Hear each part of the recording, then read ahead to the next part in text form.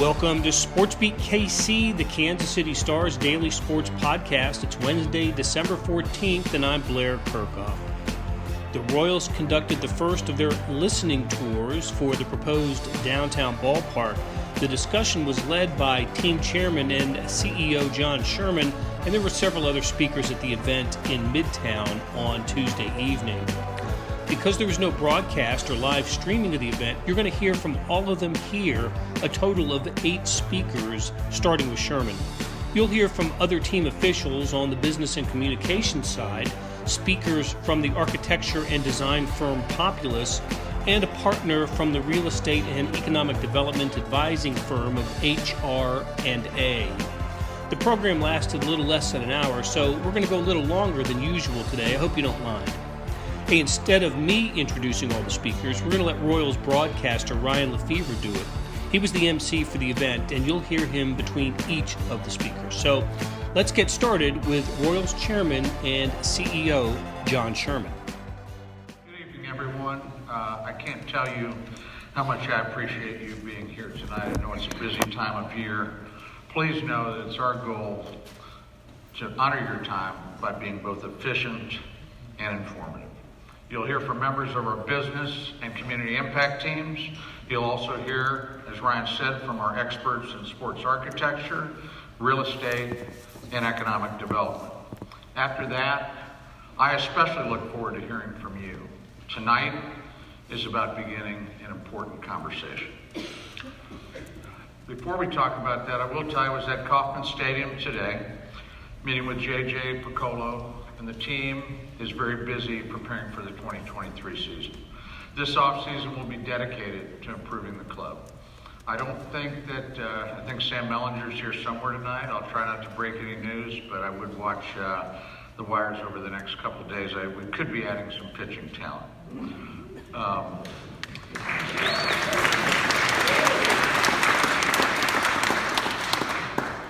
Sam's on his phone right now, apologizing for that. We have a young and developing team that will continue to get better as we prepare to contend again in the American League Central Division. They're under new leadership and will be reporting to our spring training home in Surprise, Arizona, 2 months from today. So stay tuned. That's also the day after the Super Bowl, and maybe the boys in red will give us something to cheer about the day before we arrive.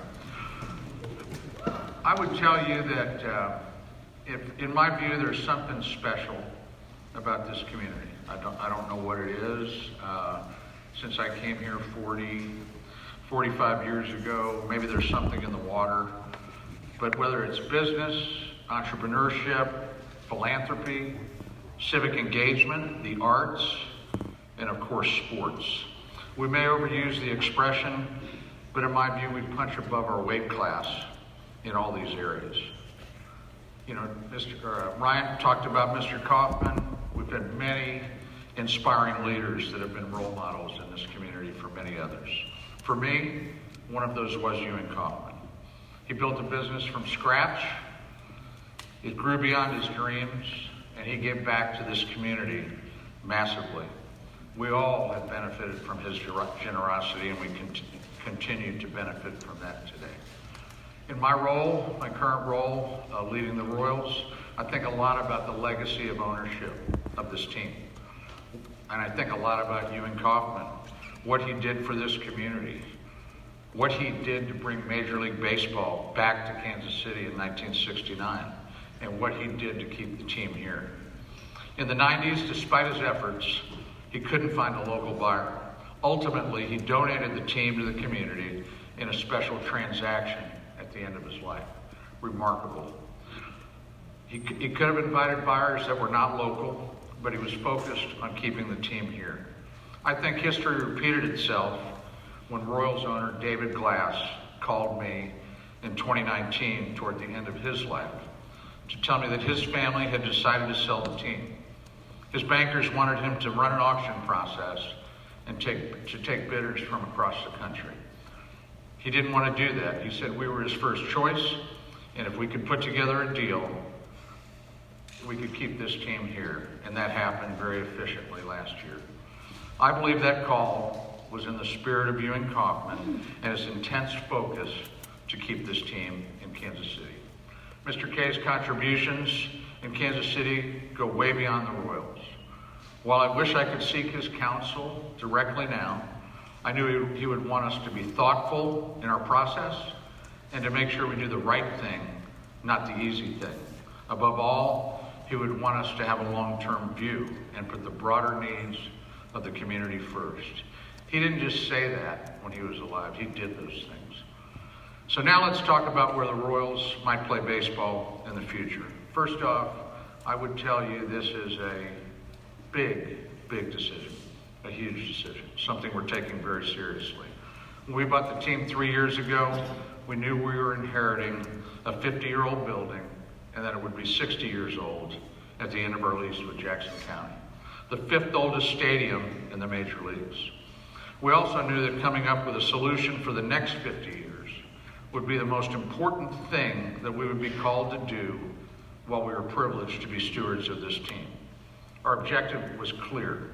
While we own this team, our job is to ensure that Major League Baseball and the Kansas City Royals thrive in this community for decades to come.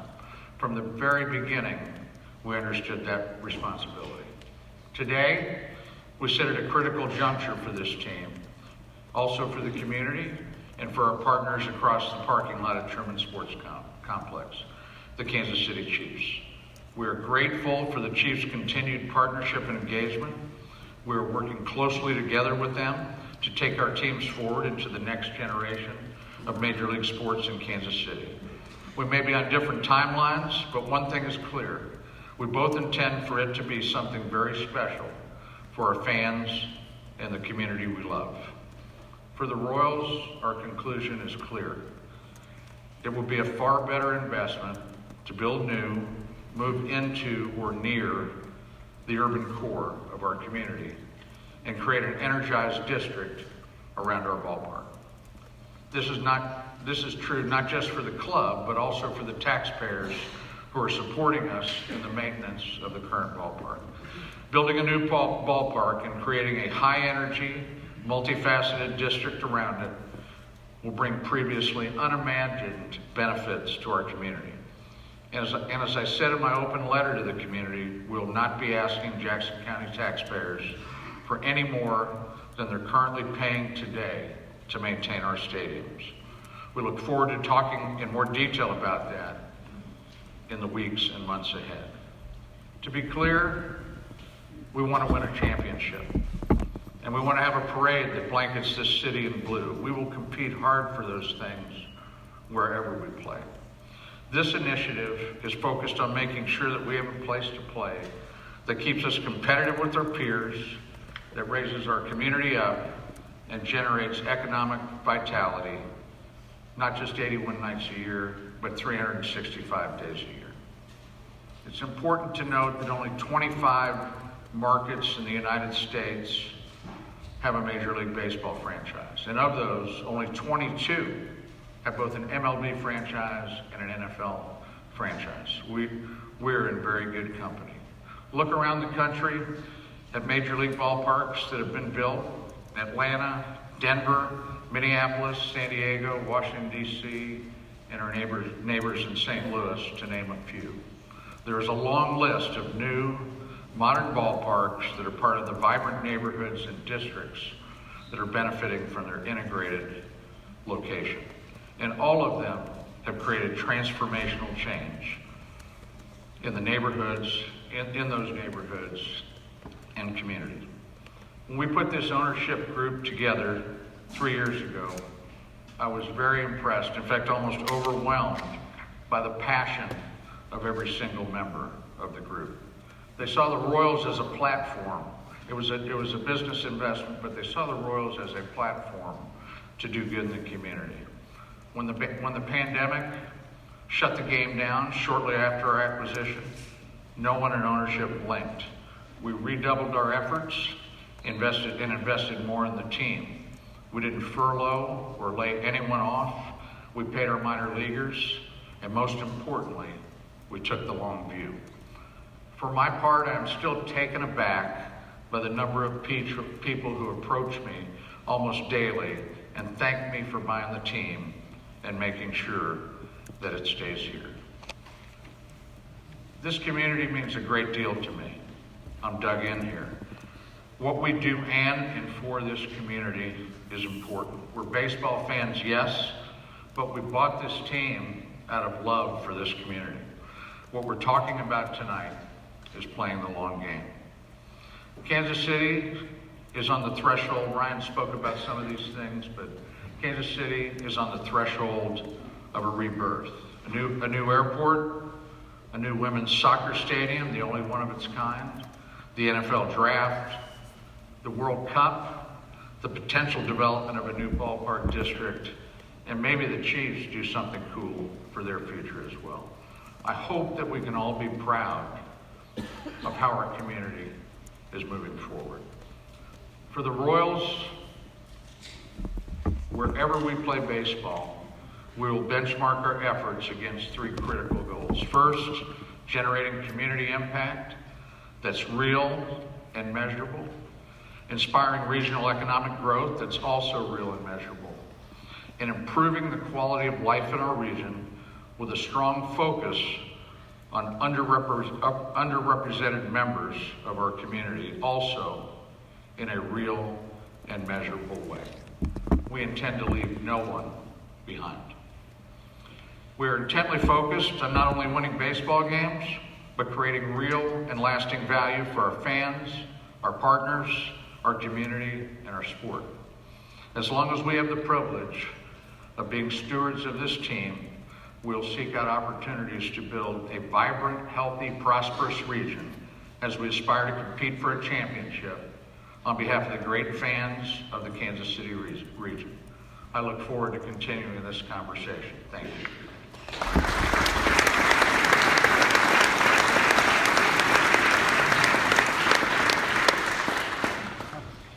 Thank you, Mr. Sherman. Next up, we're going to hear from Sarah Tourville, Senior Vice President, Business Operations, and Brooke Sherman, COO of the club, and a member of the ownership group, and they'll elaborate more on the vision for the ballpark project. But first, let's turn our attention to the screen.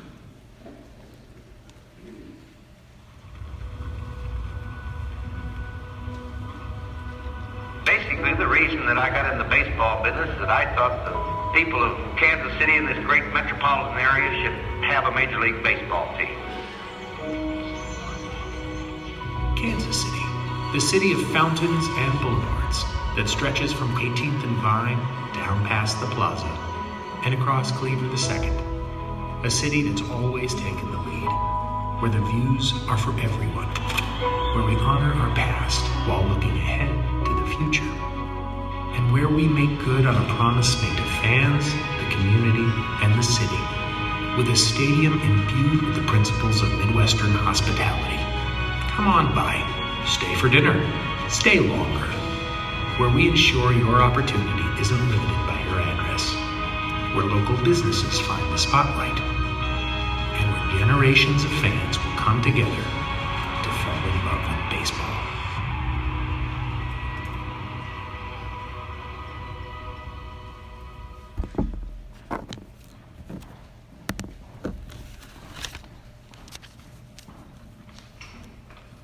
How lucky am I? That was one heck of a walk-up song. Good evening, everyone. And again, thank you very much for spending part of your evening with us tonight. I joined the Royals in the fall of 2019, just prior to the new ownership acquisition. I spent 25 years in the sports industry, and despite having worked at two of the greatest brands, in ESPN and Fox, I was drawn by the unique nature that this ownership group and the Royals presented to myself. A vision that combined professional aspirations with my personal goals of delivering positive impact and transformational growth. My responsibilities at the Royals include oversight of brand strategy and marketing, fan engagement, growth of our revenue streams, and the stewardship of our community impact efforts. I feel very grateful that all of those responsibilities align under one simple goal: to utilize Major League Baseball, and more specifically, to utilize the Kansas City Royals, to excite and inspire our fans, to uplift our community and its needs, and to transform the city. Recognizing that the K will have outgrown its fullest functionalities by the time our lease expires with Jackson County at the end of the decade, we are clear-eyed that the Truman Sports Complex is not a viable option for us long-term.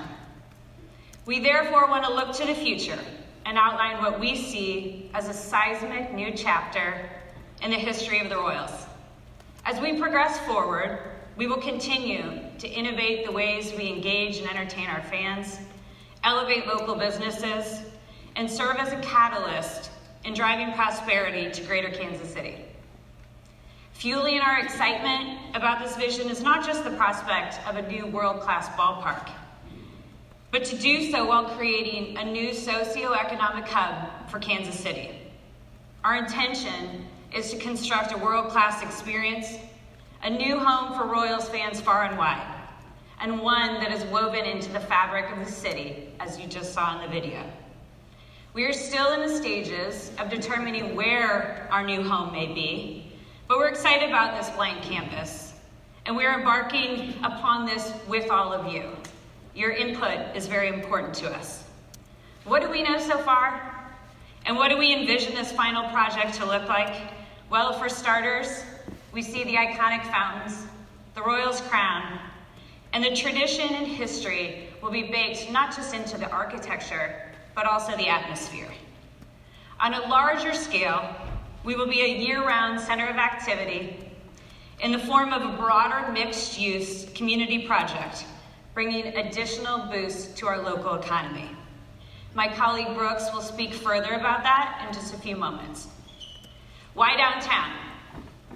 We use that term broadly, but our exploration has shown us that downtown Kansas City is younger, more diverse, and growing at a faster clip than anywhere else in the greater Kansas City metropolitan area.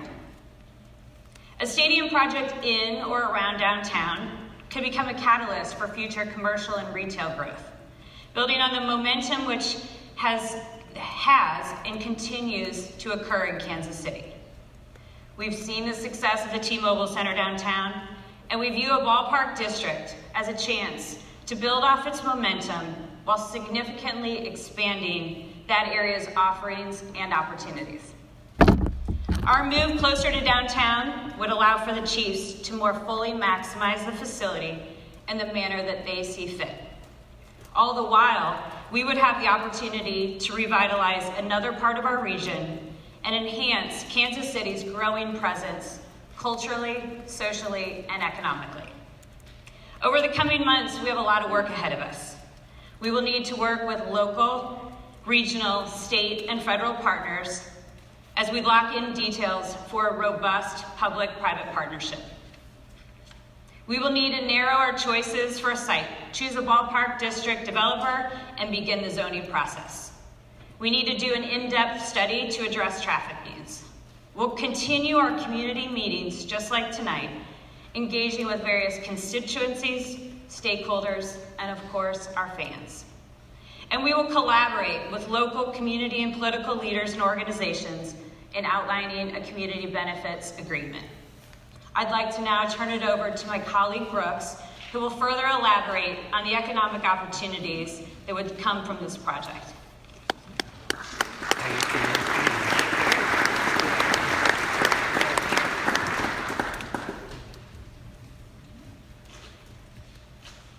Thank you for that, Sarah. Good evening, everyone, and thank you for coming. I joined John here in Kansas City at Energy as its CFO in 2000. And as an aside to that, we're not related. I think he just liked my last name. I continued on with him through the Cleveland Guardians investment before we had the opportunity to put together our ownership group and buy the Royals. My wife Carol and I raised our 3 sons in Kansas City, and it's definitely home. Having been to many, many games at the K, the wild card game in 2014 stands out as we all waited, watched, confidently wondered when the comeback would begin and the winning hit would occur and Salvi delivered. What a game and many more after that. We'll get back to those winning ways. That I'm confident of and very excited as we head into the 23 season. We're prepared now to embark upon constructing a new baseball stadium to be home to many more great memories, and importantly, an entirely new baseball district. Our Royals ownership group is committed to investing hundreds of millions of dollars of our own money directly into the ballpark and ballpark district alongside public sector funds. This project will enable the Royals to be competitive with our MLB peers and allow the city to outshine our peer cities economically and otherwise. We believe these two factors are important reasons that we're not just talking about a ballpark. Rather, we're envisioning an entirely new ballpark district. Economically, this $2 billion investment is currently envisioned would be the largest public-private development project in Kansas City's history. Half of that amount is the stadium, as you'll see in Populous' presentation in a bit, and half is the ballpark district. Further, as laid out in John's open letter, and we'll hear more about soon from our advisors at HR&A, we anticipate approximately $185 million more annually in regional economic output beginning in the first year of the new ballpark than we see at the K today.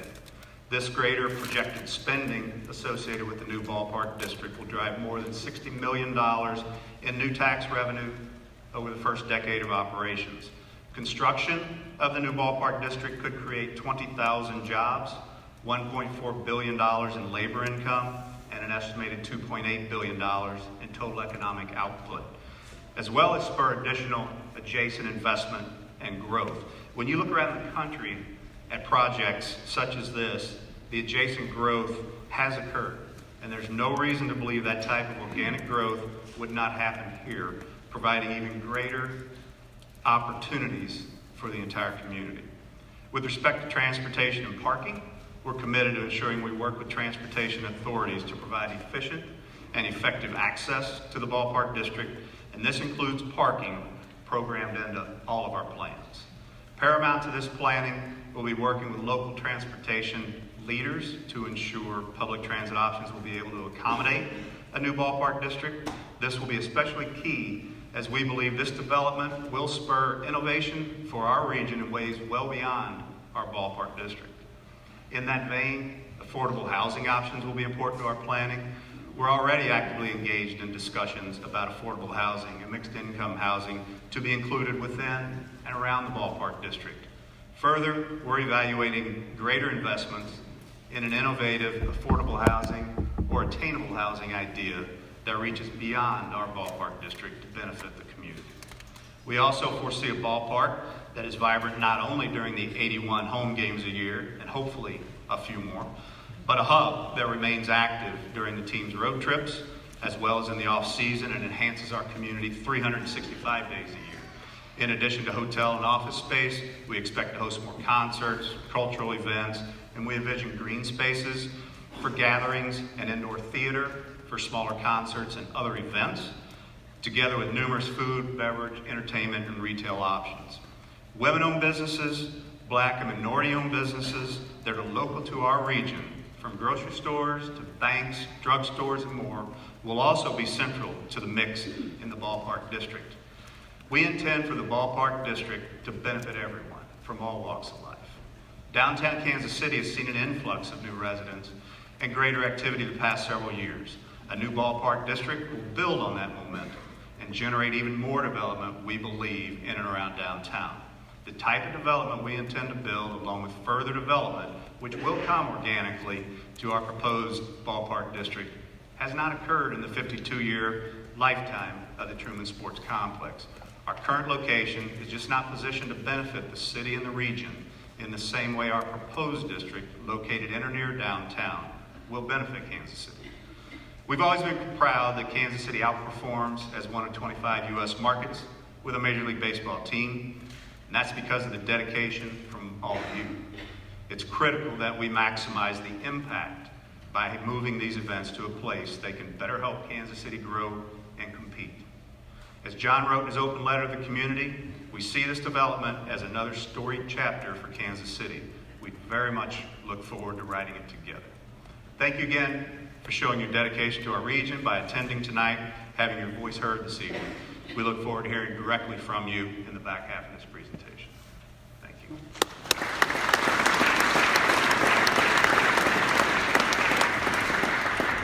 Thank you, Brooks and Sarah. Reminder, if you have those questions, wave them in the air and our team will continue to gather them and bring them backstage.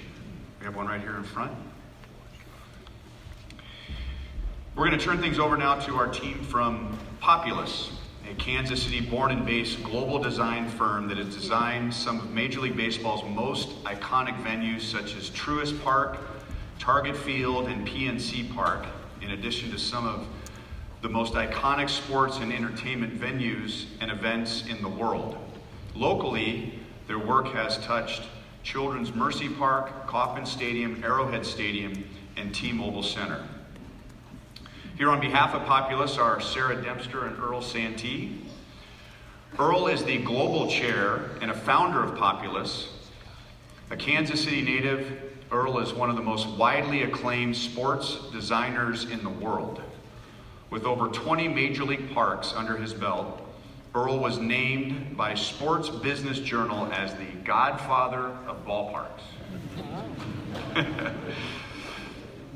A principal at Populous, Sarah has helped bring life to some of the most iconic new builds and renovations across Major League Baseball. In her 17 years at the firm, Sarah has worked with more than 10 Major League Baseball franchises to design and deliver projects including Truist Park, Yankee Stadium, Citi Field, and the 1060 project at Wrigley Field.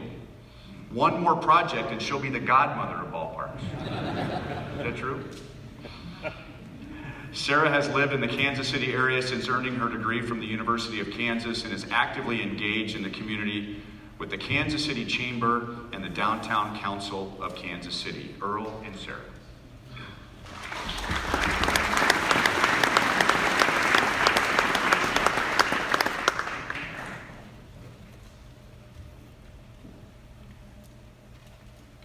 Good evening.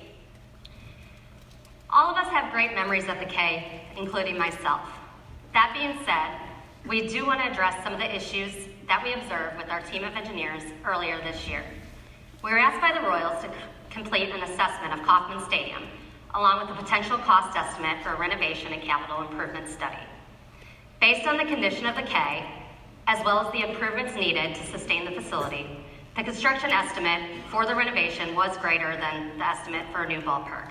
Tonight, I'll address some of our team's findings as it relates to the major building systems, specifically the structural bones of the building, as well as the mechanical, electrical, and plumbing systems.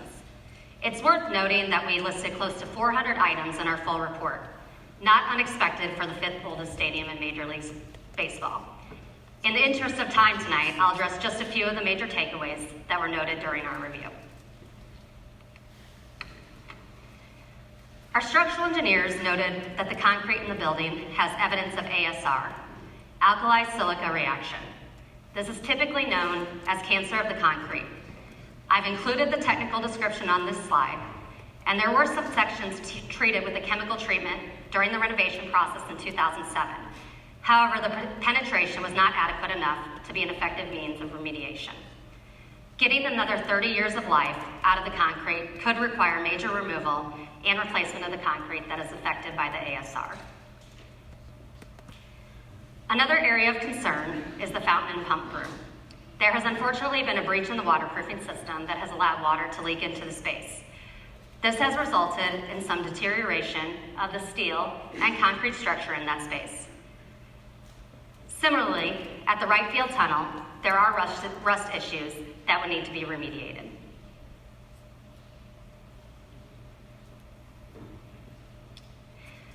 These next few images show some of the rusting and concrete issues that are occurring at the canopy, steel, supports, and light towers.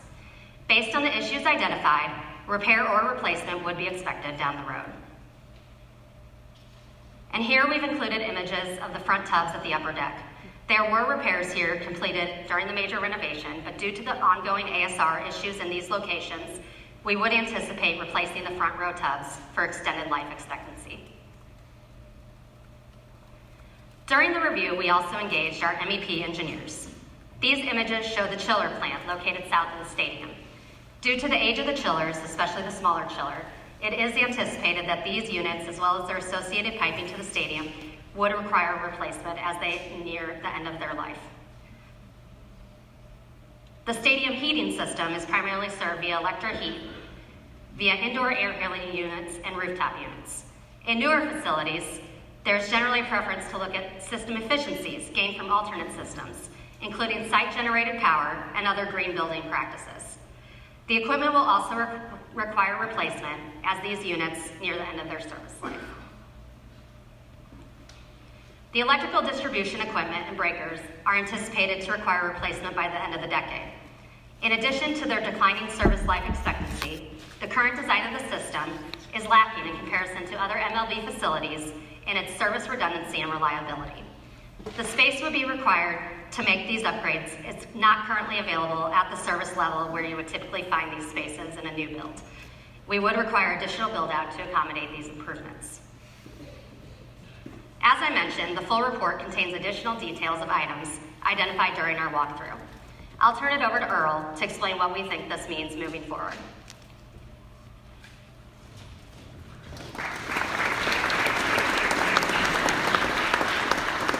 We're actually the sixth on this.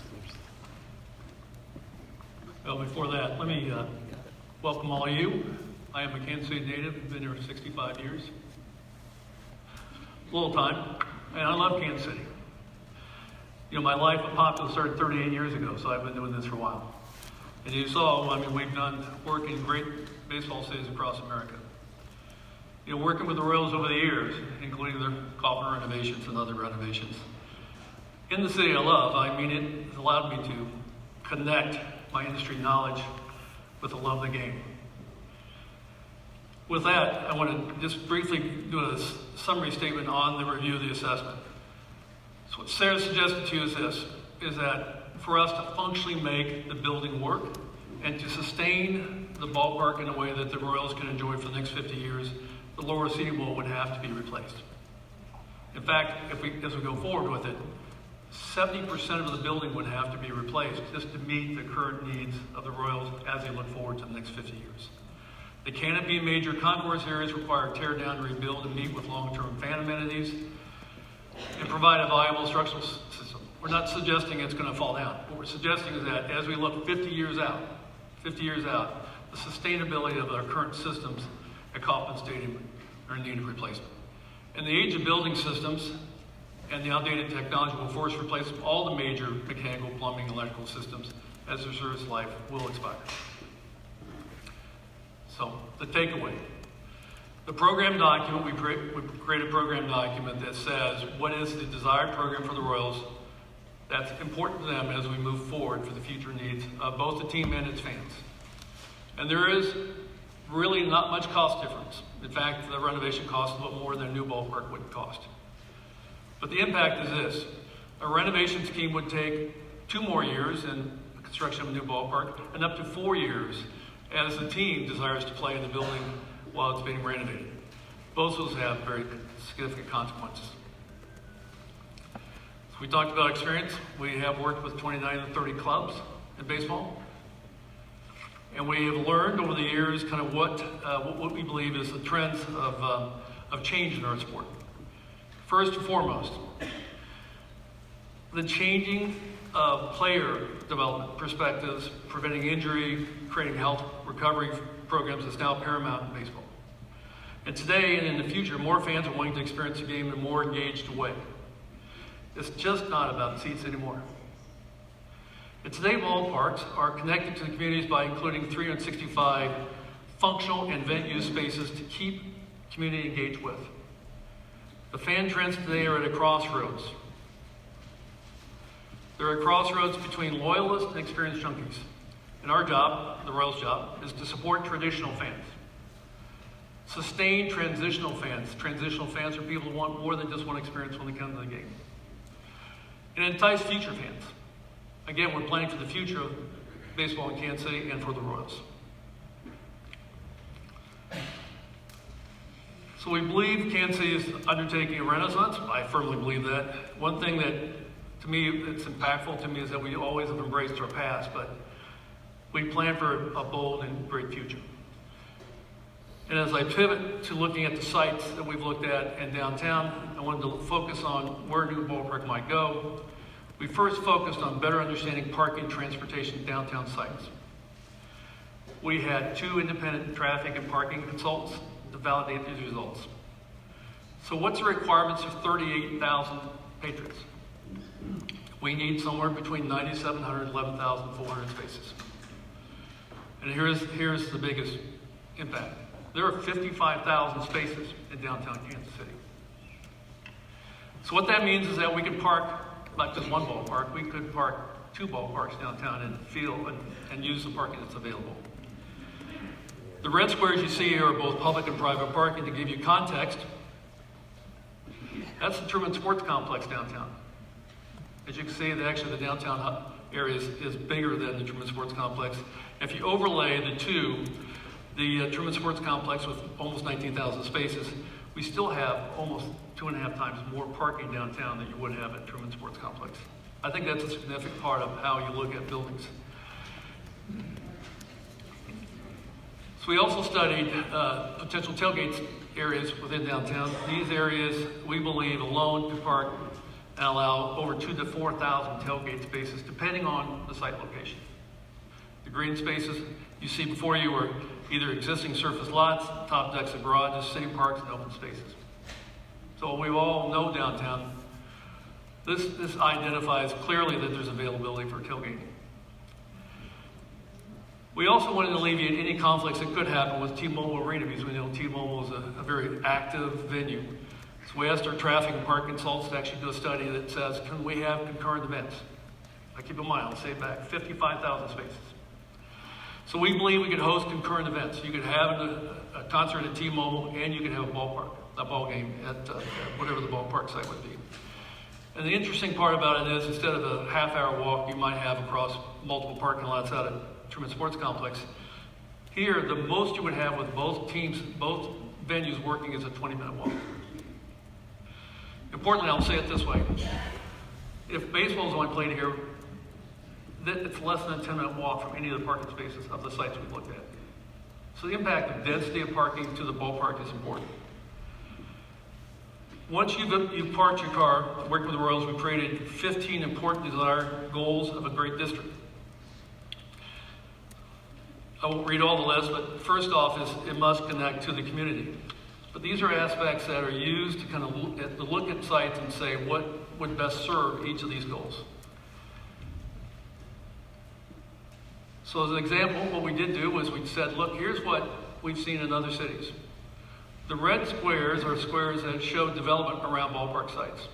Whether it's Truist Park in the upper left to Petco Park in the lower right, you can see that ballparks anchor development in these cities. Ballparks are part of the cities. We compare that with the current Truman Sports Complex, where you have Arrowhead and Truman and Kauffman Stadium.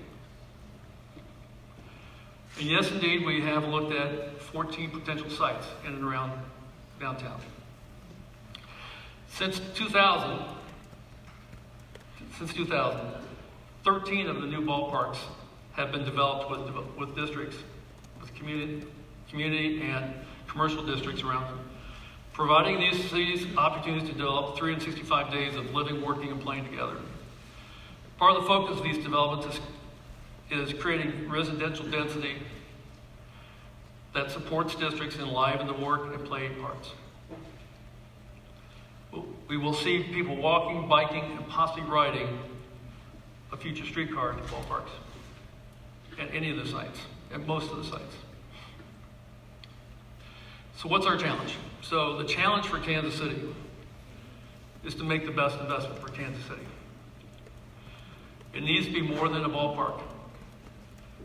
We all need to be more intentional with developing the district. And we need to create an active community. It's just not important for you to go to the game. It's what you do before and after the game that makes a community stronger. And then we need to amplify the Kansas City brand. So here's just 5 basic reasons. More than a ballpark means there are connected districts like these, St. Louis in the bottom right, 2 live, work, and play areas that people can feel like they're part of. That's how you build a neighborhood. That's how you build communities. You bring people to the place, let them accept it, appreciate it, live it each and every day. It brings year-round events. It's just not about playing baseball. It's about creating opportunities for the community to come together as many days and many places we can. And we must extend the fan experience. So the Crossroads for us extends beyond the ballpark.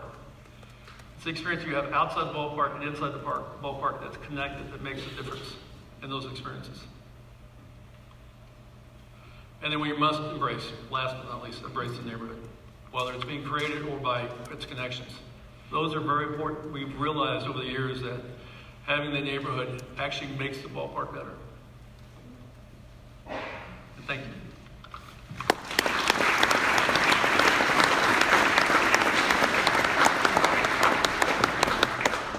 Thank you, Earl and Sarah. Well, let's transition to the club's commitment to Kansas City with the Ballpark District, and I'd like to introduce to you Adam Sachs, Senior Vice President and Chief Legal Officer of the Royals. Thank you, Ryan. Good evening, everybody. Thanks for joining us tonight. Before I channel my inner Ryan Lefevre and introduce our next speaker, I wanted to take a moment to provide a little bit of background regarding my role with the Royals and with the community. In addition to my legal role with the team, I have spent a great deal of my professional career working closely with local, state, and federal officials on large projects similar to the one we're talking about here this evening. With respect to my civic and community activities, I currently serve as Vice Chair to the Truman Library Institute Board. I'm Chair-elect to the board of the Negro Leagues Baseball Museum, and I'm a proud past chair of the Urban League Board of Directors. I'm a native of Kansas City and fortunate to be part of a truly homegrown enterprise. As an organization, we want this project to be as inclusive, as equitable, and as dynamic as it can possibly be. And we want Kansas Cityans from all walks of life to be able to enjoy its benefits. To achieve these ambitious objectives, we know we will need to continue to develop strong public-private partnerships at the city, county, and state, and perhaps even federal levels of government. Transparent, open discussions with public officials, as well as neighborhood and community leaders, will be central to our efforts. In short, you have our commitment to embrace what one could call a good citizen, good neighbor approach throughout this process. As we move more deeply into these community conversations, I'm thrilled to have my friend and colleague Sharita Hutton alongside us for the journey. Sharita and I will be working closely together to drive the team's community outreach efforts. Sharita recently joined our organization from the Kansas City, Kansas School District. Some of you may remember also Sharita, a longtime Kansas Cityan, as having spent much of her professional life as an anchor on several local TV outlets. She is currently helping manage our public and community efforts for the Royals. Please join me in welcoming Sharita to the podium. Thank you.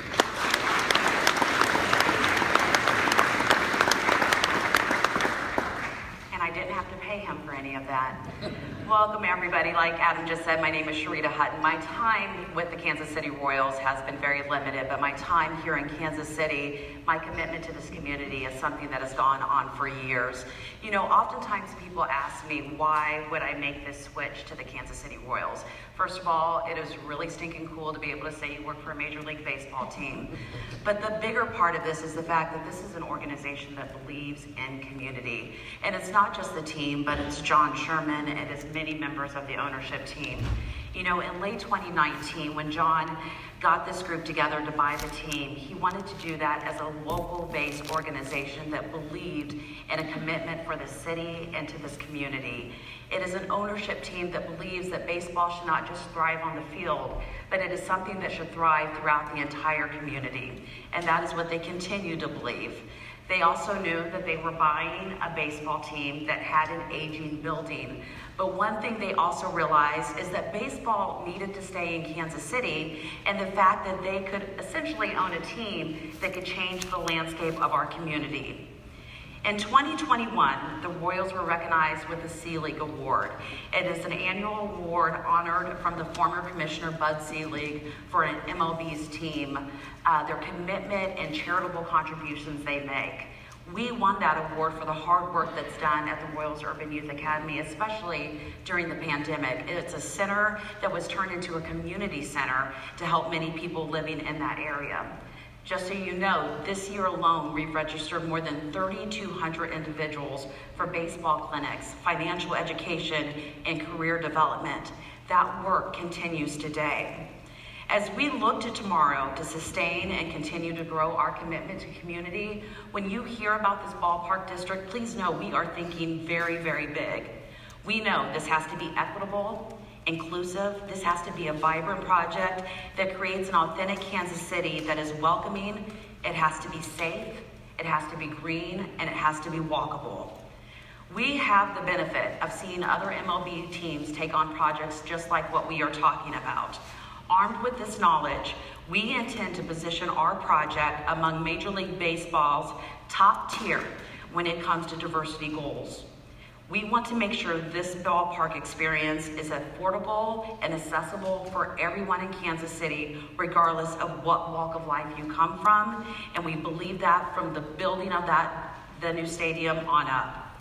This could mean new restaurants and businesses, family-oriented entertainment options, a diverse range of retail stores and services that better reflect our community. Not only that, it makes this an area that is more than just a ballpark district during season, but something people can actually go to year-round. Absolutely critical during this process is our commitment to increasing affordable housing offerings in the proposed district, regardless of where the site is. It will be our high priority to protect against displacement of existing residents. This will be a ground-up investment that improves the quality of life, regardless of what location is picked. We understand our commitment to this community is something that has been embedded in all of us all of these years. That's why we asked all of you here tonight that we needed to hear your input, and we will continue to do that along the way. Our commitment is seeking public input. To that end, our efforts in this space will be inclusive, and we will be starting a community-based advisory board made up of local leaders and members of the Royals that will serve as a direct source of input from the public to articulate how our project will be aligned with our community. You will hear much more about this advisory board in the coming weeks. All I have to say is we understand what this project means for this community, and we understand we must do this right. Thank you.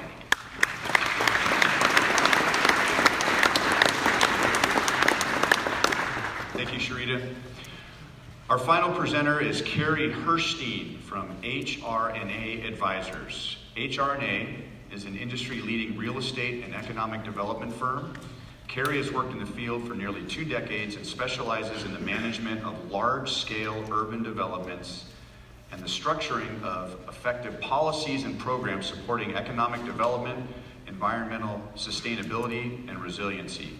Carrie has extensive experience in the public and private sector with Major League Baseball, MLS, the NHL, and the NFL, including analyzing the Chicago Bears' proposed new stadium anchored mixed-use district in Arlington Heights.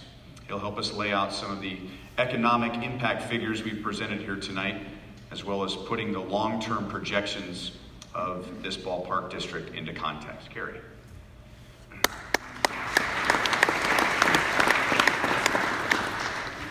Thank you, Ryan, and thank you everybody for being here tonight. I'm excited to talk about some of the economic potential of this project and the benefits of creating an urban ballpark district.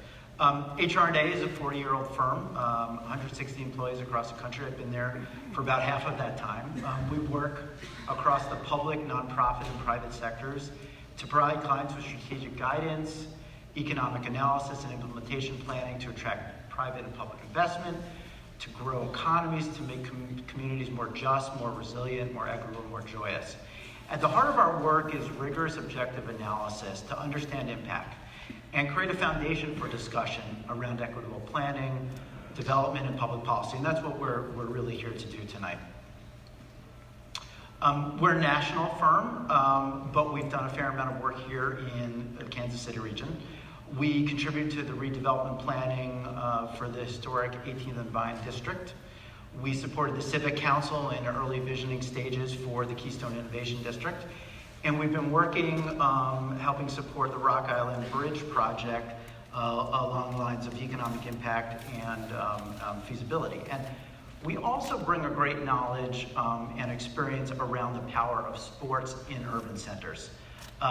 Pictured here, the Anacostia waterfront is one of the core projects that our firm has contributed to over the years.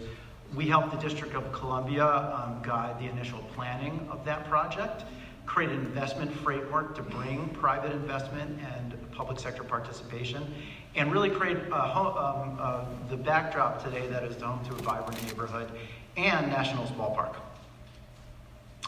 I don't know, I hold the honor or dishonor of being the only person on the stage that is not from Kansas City, but I wanted to call out my team, both for the incredible work they've done, but to bring to light the fact that we have two people, Jasmine and Nick, who both have deep family roots here, and for me, have been very invaluable to help understand the significance of this project for the greater Kansas City. So let's talk about baseball. The experience of baseball is evolving.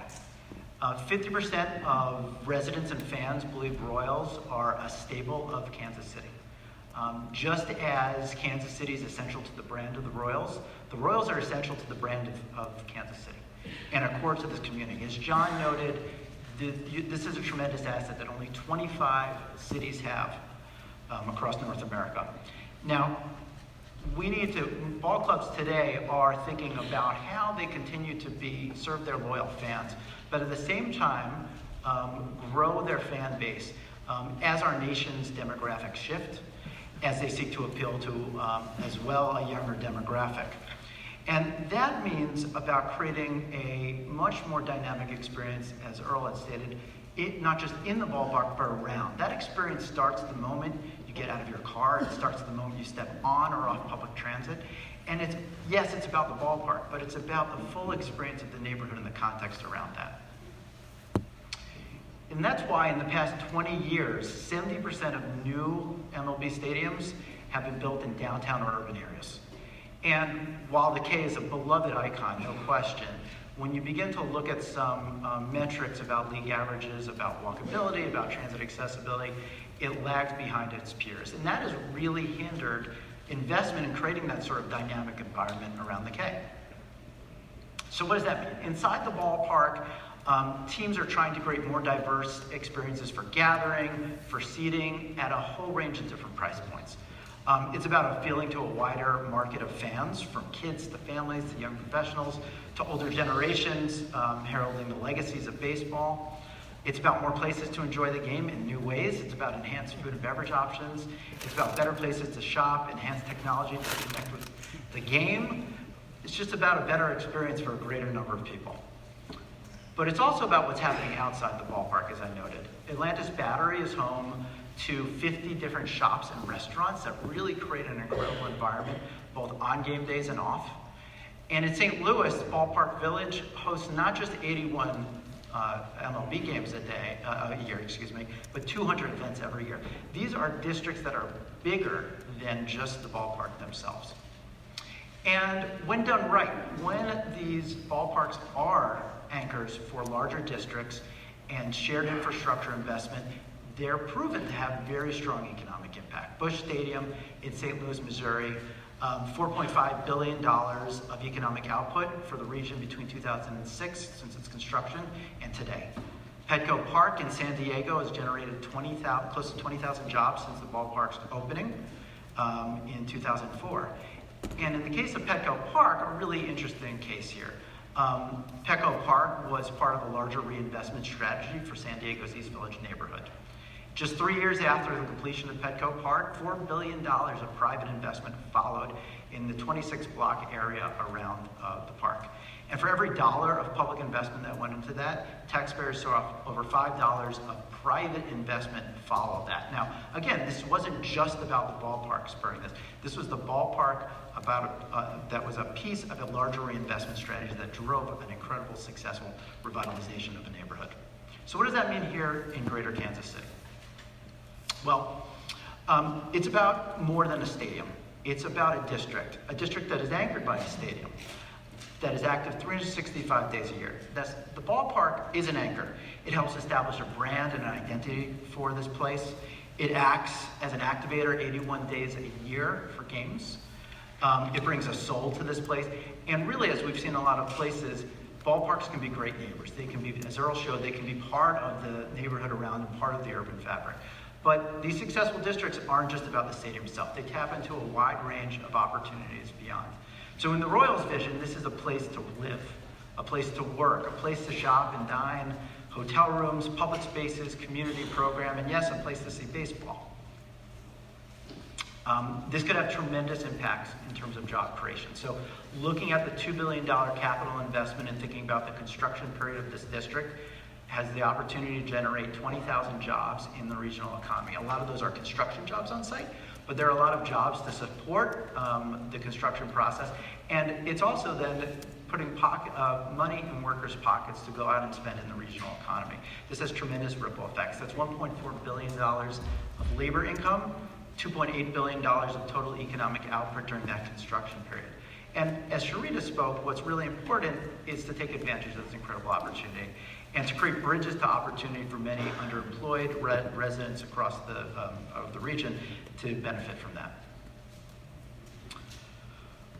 We also delved into the operations of the stadium, and I want to set the stage with sort of two big ideas. I mean, today the K is a tremendous economic generator. So the numbers you're about to see really are focusing on the new opportunity above and beyond that economic output today. What are we going to produce that is new to the region? So we're not double counting what's happening. Second, we measured 3 general areas of benefit. One, increased spending within the ballpark, which we had the benefit of working closely with the Royals operation team and their consultant to understand ballpark attendance projections and spending. And then new tourism to the region, as well as the resulting retail and hotel spending that is generated. Then we were very lucky to have the partnership of Visit KC and their close knowledge of this to help think about that. Now, the thing I would call attention to also, I think, is the unique geography of your metropolitan area and the Royals' draw of fans. Today, about a third of fans come from Kansas City and Jackson County. So you're pulling a very large portion of fans from outside the county. There's about a 50-50 split between folks coming from the state of Missouri and folks coming from beyond. So this really speaks to the regional draw of baseball, and it speaks to the opportunity as you think about a return on investment as a taxpayer in the city, in the county, that there's a tremendous opportunity to bring new dollars into this community. So what does that look like? In the first year of stadium operations, a new ballpark district has the potential to drive $185 million of incremental economic activity above and beyond what the K does today. 117 of that we project comes from game day operations and ticket sales, food and beverage, merchandise spending, sponsorship. About 68 million of that comes from new visitation to the region to come to this district and experience not just a ball game, but all the things happening around it. And when you think about that $68 million of new economic benefit above and beyond what's happening today, that's an incredible job generator. 600 jobs across the region that can be unlocked with that opportunity. And again, as Sharita noted, it's very important for us to think about the integration of small businesses, of businesses of color into this economic opportunity, and to use it as a community strengthening resource. This also drives significant return on investment in terms of tax dollars. We project that over 10 years, this opportunity will generate $60 million in new tax revenue, again, above and beyond what the K and the team is doing today. There's also an opportunity to build on really some incredible momentum and strength that the city has experienced in recent years. As you look at the growth of your metro area, it's strong, but you look at the performance of downtown, 20% growth in the past, in the 5-year period, 2014 to 2020, matched by about over 1,000 units of new housing added each year of those 5 years. There's a tremendous return of investments here downtown. The energy, the passion, the capital you've put into that has really paid off. And there's an opportunity to continue to build on that, to create the types of places and the amenities that will continue to draw folks. Of course, with the importance of thinking about the inclusivity of those places, of the public spaces, the community assets, the affordability of the housing there. But there's an incredible opportunity to build on that momentum. At the same time, downtown has really only delivered about 500,000 square feet of new office space since 2007. And about, as you look forward, only 15% of the new office pipeline in Kansas City is planned to be downtown. Now, a lot of that is due to the success of other areas such as Oakland Park, Midtown, Country Club Plaza. But this is an opportunity really to have a shot in the arm, to bring companies back to downtown. Ballparks are proven strong commercial anchors. This is a picture here of the Comcast building in Truist Park, which is the anchor of 400,000 square feet of office that has come to the Battery. And to date, a range of companies have been, the phone lines have been hot. They've been calling the Royals, both local and national companies, have expressed interest in this. So I believe that begins to prove out this premise that investing in downtown, a downtown ballpark, can produce other benefits as well. That district, that opportunity to bring companies, also is an incredible economic catalyst unto itself. The ability to attract over 2,000 new jobs to the site and to the district, which in turn is about $200 million of annual labor income and almost $500 million annual economic output just from that district activity right there. So in closing, this project is about a lot of things. It's about a stadium, yes, but it's about a district around the stadium. It's about a new experience that improves the experience for fans, for visitors, for residents alike. It's about growing both the local and the regional economy to attract talent, to attract employers, and attract spending to downtown. It's about creating an asset that can strengthen the community around it and create ties. And last but not least, it's about elevating the brand of KC, continuing to build upon the exceptional assets, the history of baseball, and the Royals brand and its impact on the city. So thank you everybody for your time. That'll do it for today. Really appreciate you hanging in there with us. Maybe on a future show, we'll play the question and answer session from this program. Thanks to our SportsBeat KC production staff of George Howard, Monty Davis, Randy Mason, Jeff Rosen, and Scott Chasen. And thank you for listening. We'll be back soon with another SportsBeat KC, where we talk sports in Kansas City every day.